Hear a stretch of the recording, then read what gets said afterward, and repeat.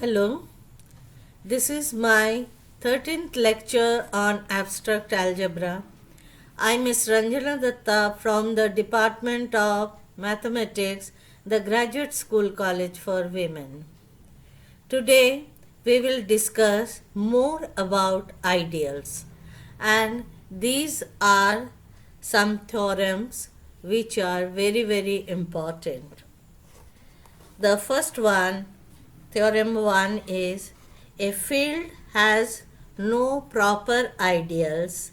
That is, if F is a field, then the only ideals are 0 and F itself. Let proof. Let S be any non-zero ideal of the field F, and let A be any non-zero element of S. Then we have, since A is an element of S and it is a subset of F, and that's why A inverse also belongs to F. Since X is an ideal, therefore A belongs to S, A inverse belongs to F. This implies A inverse belongs to S. That means 1 is an element of S. Now let X be any element of F. Then 1 belongs to S and X belongs to F. This implies 1 into X belongs to S.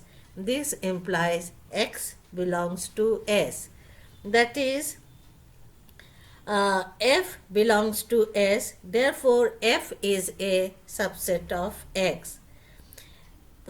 But we know S is a subset of S, therefore we can say combining these two, S is equal to F.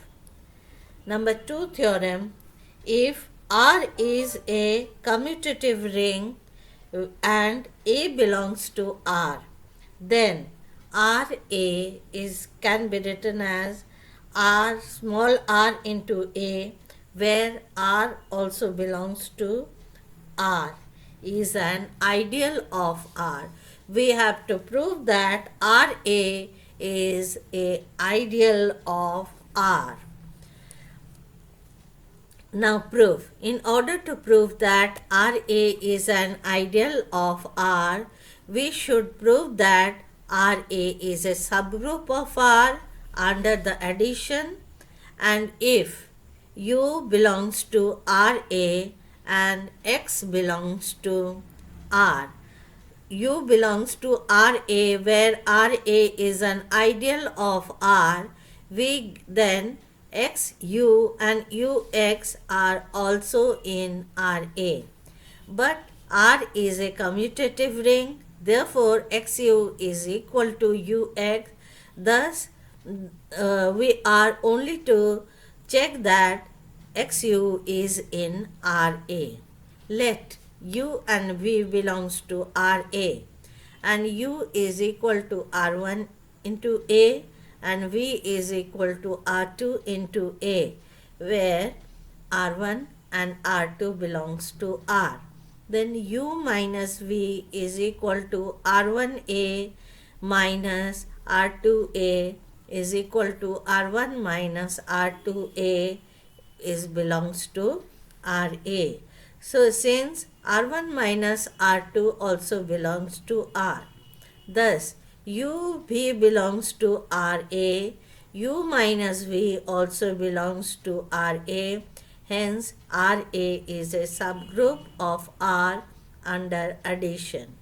And now let if X belongs to R, XU is equal to X into R1A is equal to XR1A belongs to RA, since XR1 also belongs to R. Hence, RA is an ideal of R. So, this theorem states that if R is a commutative ring and A belongs to R, then RA is an ideal of R. RA is an ideal of R. Now, the next theorem, a commutative ring with unity is a field if it has no proper ideal. No proper ideal. Let R be a commutative ring with unity having no proper ideal. That is, the only ideal of R are 0 and R itself. In order to show that R is a field, we are to show that each non-zero element of R possesses multiplicative inverse. Let A be any non-zero element of R.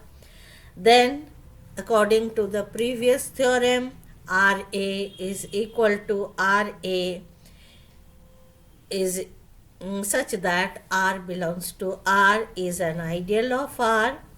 Since 1 belongs to R, therefore 1 into A is equal to A also belongs to RA. Thus 0 not equal to A belongs to RA. Therefore the ideal RA is not equal to 0. Since R has no proper ideals, therefore the only possible ideals of R A is equal to R. Thus every element of R is a multiple of A by some element of R. In particular, 1 belongs to R, so that it can be written as a multiple of A. Therefore, there exists an element B in R such that B into A is equal to 1. Therefore, A inverse is equal to B. Hence, each non-zero element of R possesses multiplicative inverse. Then R is a field. This can be asked in the other way: prove that a commutative ring R with identity is a field if and only if it has no proper ideals. So student, today this much only. Thank you.